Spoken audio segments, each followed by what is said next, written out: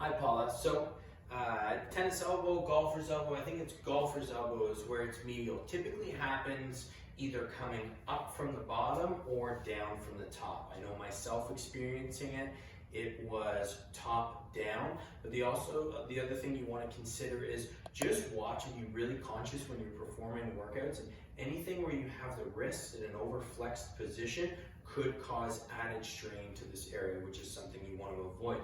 One tool that can really help prior to exercise and also on your rehab days is just rolling some sort of ball up and down right inside that medial forearm, not on the point of contact, but just on the muscles surrounding. The other area is triceps. So typically for that, I'll stick a ball up against the wall. And again, myself, I've had some pretty good success. And the last area would be your neck, which can be a tricky place to get into. But if you have something where you can just kind of stick that ball in there or roll, or perhaps get Andy to give you a massage, that can help as well.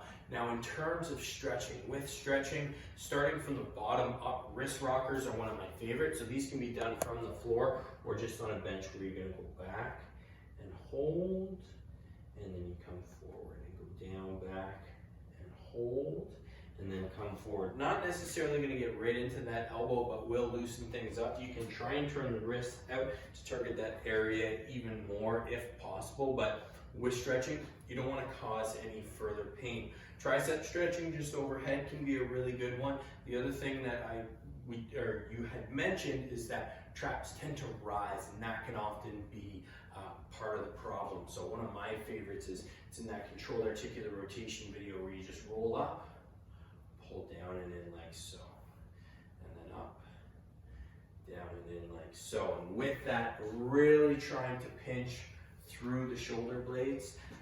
Getting more scapular stability will really help to just take some pressure off the anterior component and ultimately down through your elbows as well. And then the other exercise that I really like that worked really well for me is a scapular wall slide. And with the scapular wall slide, I like to do it one arm at a time, where I just place my arm up against the wall. From here, I'm going to place some tension into the wall with that forearm, and then I have my scapula at the back. My shoulder blade is going to track up and down as I bring my arm up and down. So from here, I'll do it on this side so you can see it better. I'm going to go split stance, left leg forward, right leg up, and then from here I'm going to drive into that wall, coming up, pressing, pressure, and then come down, and drive into that wall, pressure, and then coming down. You can do both arms at the same time, which you can try. Ultimately, with that, you're going to be targeting serratus anterior, so it connects to the bottom of the shoulder blade and then wraps around into the ribs, and is really one of those muscles that's hugely responsible for keeping your shoulder blades in a proper position, preventing them from winging when you're performing exercises overhead or whatever it might be. So that would be the routine I would go with from stretching, sort of activating exercises. Start with the ball, roll things out, go with your wrist rockers. Tricep, just holding there for about 30 to 45 seconds per side. You got your scapular wall slides up and down, and also to your shoulder rotations.